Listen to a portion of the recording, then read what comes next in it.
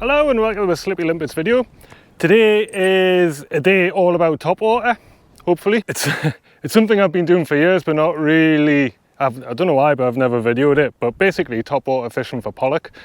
Everyone knows that bass love to take a topwater, or we love bass to take a topwater I should say. Well, pollock seem to be equally as fond of taking topwater as we are of bass taking topwater, if that makes sense. Basically you can catch pollock on topwater, but they're nowhere near as good as bass at taking it. So it's really good fun. You see fish jumping out of the water for miles doing backflips and all sorts.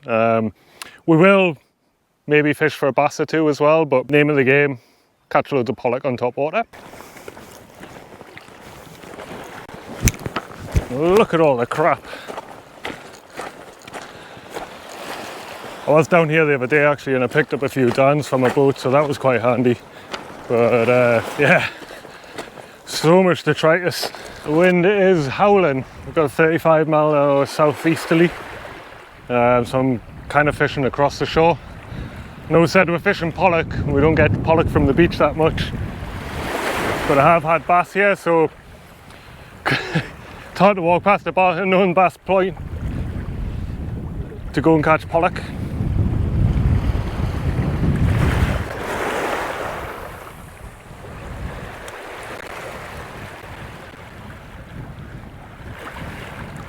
I'm chucking the big patch and there's a little fish just jumped out the water in front of me. Don't even know what that was. Looked like a wrasse. Starting with a big patch. It's pretty much really reliable in these conditions. There's enough bite in it. It has enough bite in the water so you can fish it in a strong crosswind once it's kind of settled down a wee bit and getting its movement on.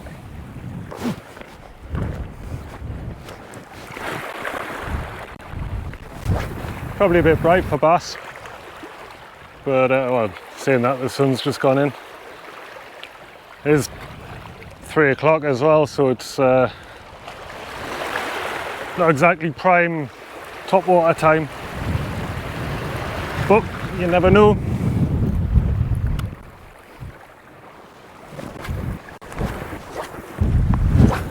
Nah, keep moving, don't get distracted. Thought I'd try another section just on my way along the cliffs. Wind is howling into my face.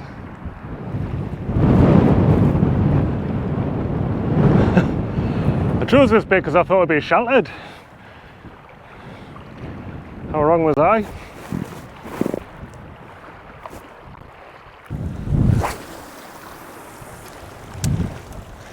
Last cast. Spend 10 minutes fishing for bass. Let's get going.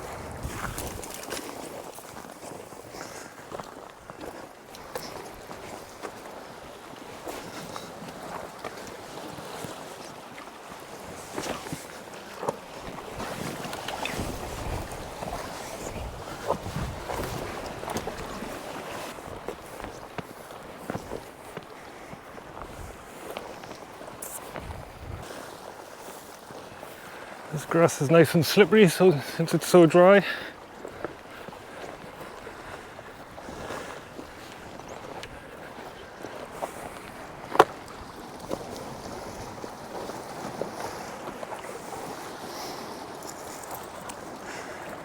Get off. Well, this is my first spot. I'm actually going to chuck. It's not even a topwater. The synopsis of this video has gone out the window straight away.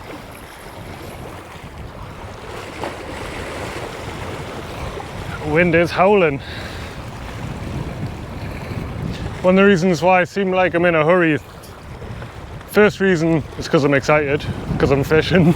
Second reason is because it's going to be dark in about 3 hours, 3.5. So I'm in quite a remote spot with very little phone signal, which, believe it or not, is still a possibility in the UK. Obviously the terrain isn't the easiest, so one little twist of the ankle's not going to be a fun crawl back.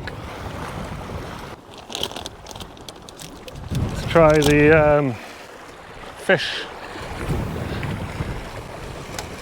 Crazy eel, again, not a top water bait.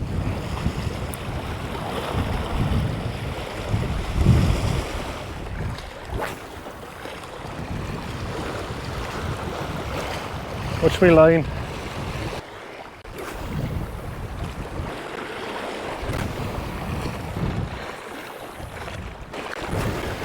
Well, not even a pollock on the crazy eel. It's not a good sign. It's not going well so far. Not even a nibble, not even a follow on one of the most proven fish catchers around. This isn't looking good. Maybe I shouldn't have taken the day off work.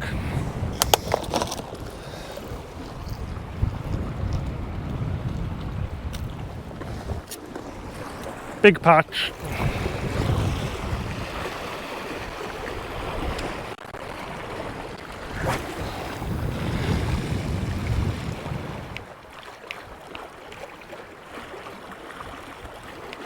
Quite possibly, thinking about it, I should have come on a day to do a video like this when it wasn't sunny.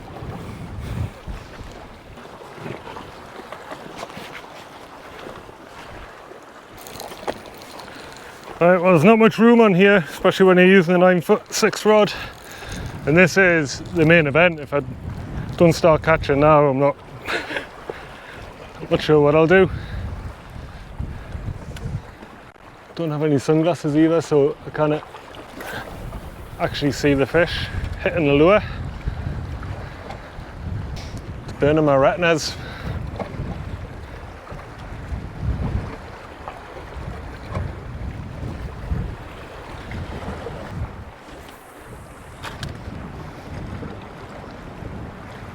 Can't see a thing. Come on, cloud. Should have gone to the east coast for this, not the west. Well, I think I'm going to take that off and go back to basics and put some pollock lures on. Ones that are less reliant on me being able to see them. So I'm going to go for a 20-gram fish crazy eel with a size 4 body, which is 180mm, so it's a big one for a pollock. But it'll be a bit more manageable in this wind.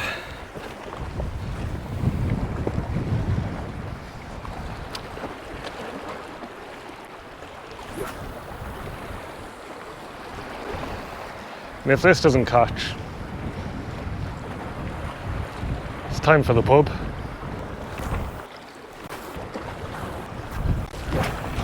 Oh, I found a fish! It nearly jumped out the water. Is that classed as top water? Oh yeah, I found some fish. That's a relief.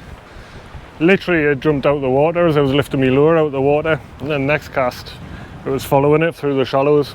So I think we might be on. Well, I think it's going to be one of those days. Just found the fish, managed to set the camera up somewhere, and there's now a big seal right in front of us. He also found a fish as well. 15-gram crazy eel, pollock coloured body. Come on, let's get the blank off my back, or the monkey, or whatever its saying is.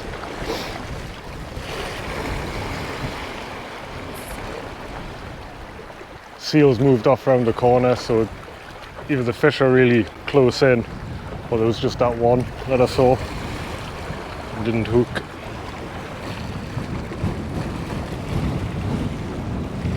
No follow.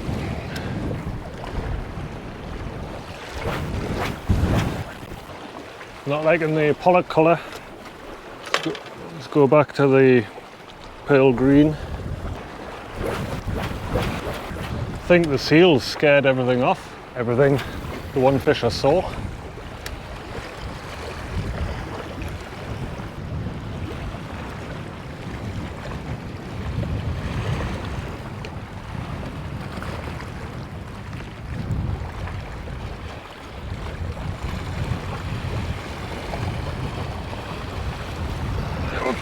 finally! Oh, we've got a fish. It's taking us into the snag. Woo.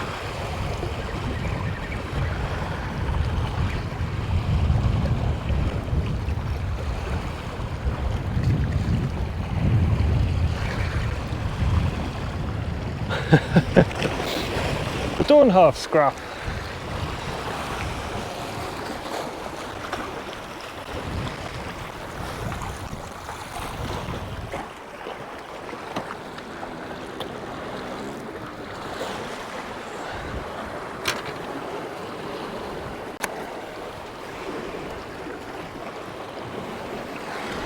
There we go, finally, after a while, got a fish. Not a bad one for around here. It's been a grind. It might have been that we were on high water, well, slack water basically. We just needed a bit of current to run. There's loads of bird life around here, so there's got to be loads of bait fish. And the first time I fished this mark, it was absolutely thick with pollock.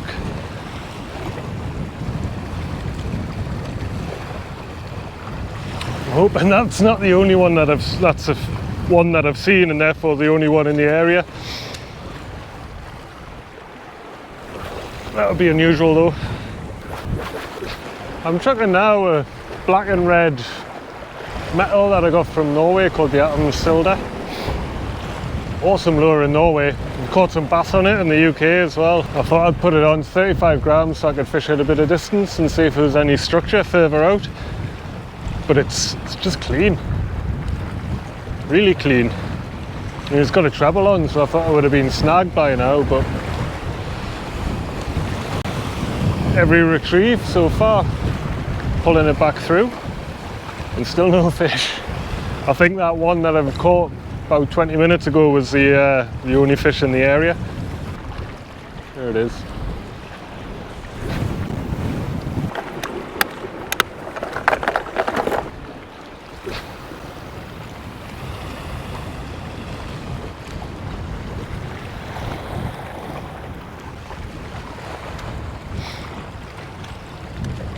Try a fish hypno casting khaki colour, a little bit more natural than a black and red.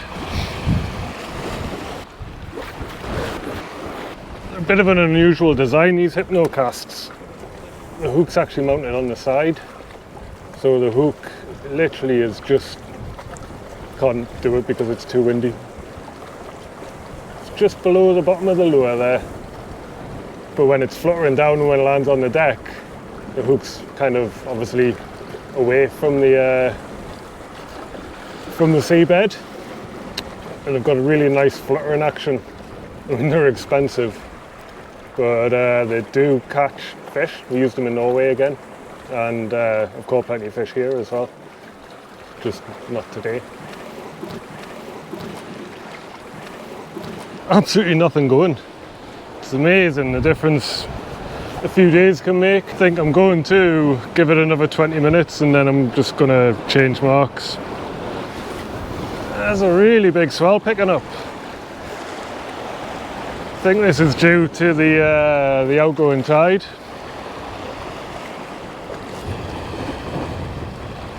Which again isn't great for pollock fishing. I find they tend to move off away from the rock edges. If there are any here, that is. So, another 20 minutes, put the lure on that caught as a fish, and then reassess my situation, or options. I think it could be something to do with the drop in tides, so each tide's getting progressively smaller than the last. I normally like the fish rising tides, but when the weather's right, you've just got to fish it. Well, I assessed my options, and I was going to go home, but I came and found this little spit of rock to fish from. Had a couple of casts with a Savage Gear pencil, and got a schoolie. Of course the camera wasn't running now because I was about to head home, so the wind's died down nicely, so I might stick it out for a wee while longer now. I'm fishing into some really shallow water, and it's dead heavy ground. Just boulders and weed, which looks really good. Hopefully there's more than one schoolie around. The sun's getting lower now, so I might be able to get a topwater out soon.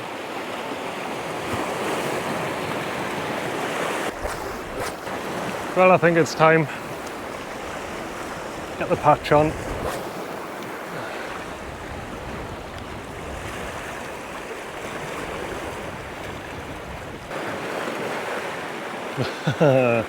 Classic. As soon as you start the top water, the gulls come. Get away, man. Go and find some food somewhere else. I suppose one good thing about the gulls trying to get your lure is that it enforces your stops. It's always good to have pauses when you're fishing top water, especially when you get near the rock you're standing on.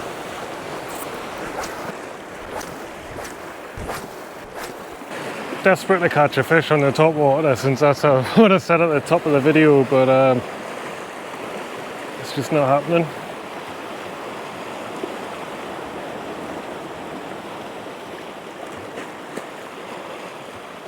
I'm going to try a light soft plastic, fish it really slowly. Got this Fish Arrow J shad, a flash shad with a BKK Titan, an adjustable weight. This is 8 grams on a 7/0 hook. So I've gone with 8 grams because there's a fair bit of swell and I want to get a wee bit of distance. So the extra weight just adds a bit of stability.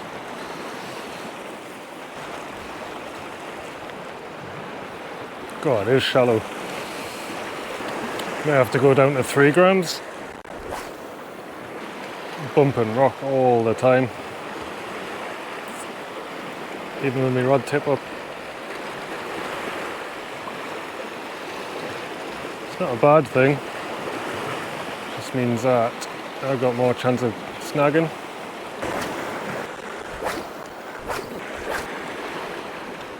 Well, last cast with this and then I'm going to move.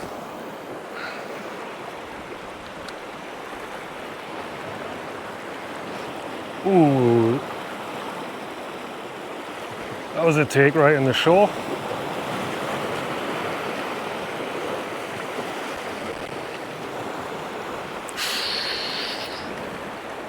Maybe I'll have another cast right in the shore, right on my feet.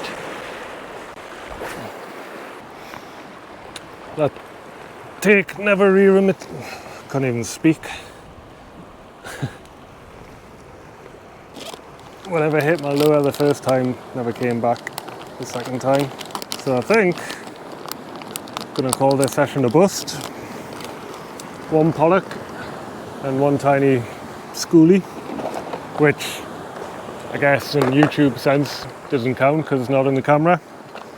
So yeah, disappointing, but lovely night out once the wind died down, and definitely a place I'll be coming back to for topwater pollock. So yeah, I'm going to get packed up and head back to the car. Well, I've gone and done it again. Caught a fish without the camera rolling on the topwater. It's a canny one. Don't come off in the surf.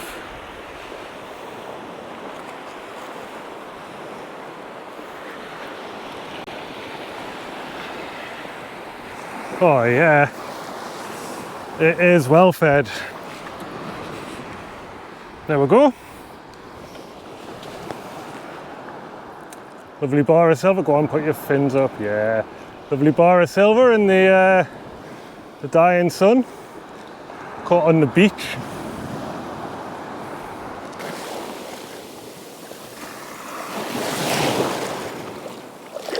Get in. Well, obviously that session didn't really turn out how I expected it. Just goes to show that you can have the best laid plans when you go fishing, but they don't always transpire to be what you think they're going to be, but it really paid off on this particular session to keep moving, keep casting, and to just keep changing things up. And that fish I caught right at the end was 4 hours after I started. I did have another couple of casts, obviously as you would after catching that one fish, but there was nothing going, and unfortunately I ran out of time. So I headed back to the car and came home and edited the video. So really hope you enjoyed it. I know it was a bit of a grind, and if you got this far, thank you very much for persevering. I really appreciate it. And as always, until the next one, tight lines.